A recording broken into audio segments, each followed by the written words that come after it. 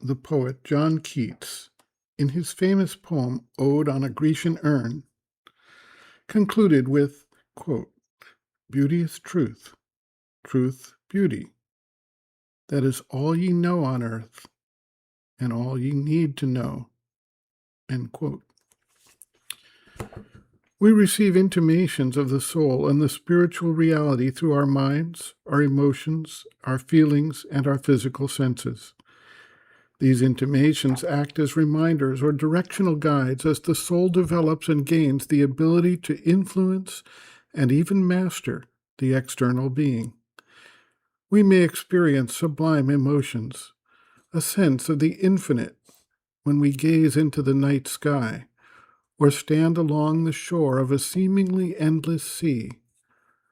We may feel a kinship to that deeper reality when we gaze at flowers or butterflies or a graceful animal in the forest. We may feel a deep, sacred sense in a grove of old-growth trees. We may be struck by a line of poetry that links to some deep truth of our being. Virgil's Aeneid describes the touch of tears in mortal things, hearkening to a universal experience.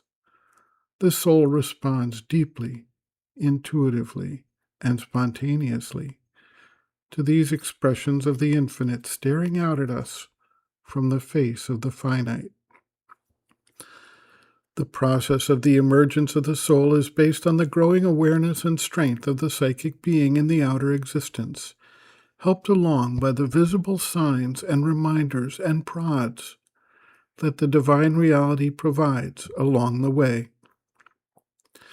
Sri Aurobindo writes, quote, "The true central being is the soul, but this being stands back and in most human natures is only the secret witness, or, one might say, a constitutional ruler who allows his ministers to rule for him, delegates to them his empire, silently assents to their decisions, and only now and then puts in a word which they can at any moment override and act otherwise.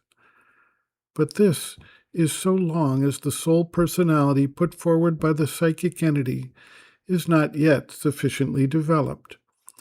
When this is strong enough for the inner entity to impose itself through it, then the soul can come forward and control the nature.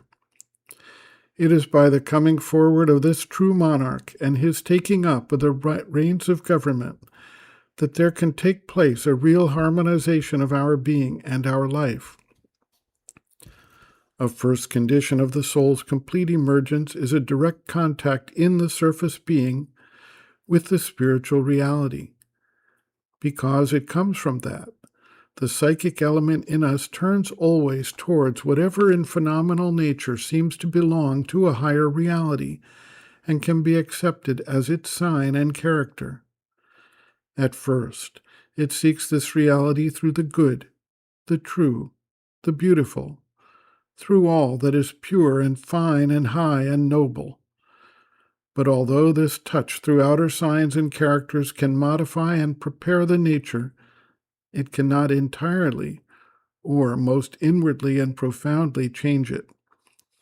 For such an inmost change, the direct contact with the reality itself is indispensable, since nothing else can so deeply touch the foundations of our being and stir it, or cast the nature by its stir into a ferment of transmutation.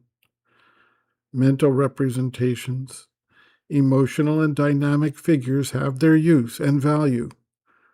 Truth, good, and beauty are in themselves primary and potent figures of the reality, and even in their forms as seen by the mind, as felt by the heart, as realized in the life, can be lines of an ascent.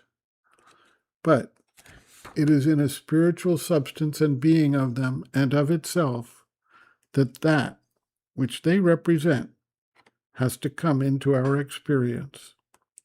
End quote. Reference, Sri Aurobindo and the Mother, The Psychic Being, Soul, Its Nature, Mission, and Evolution, Section 4, The Psychic Being and Sadhana, pages 109 to 110.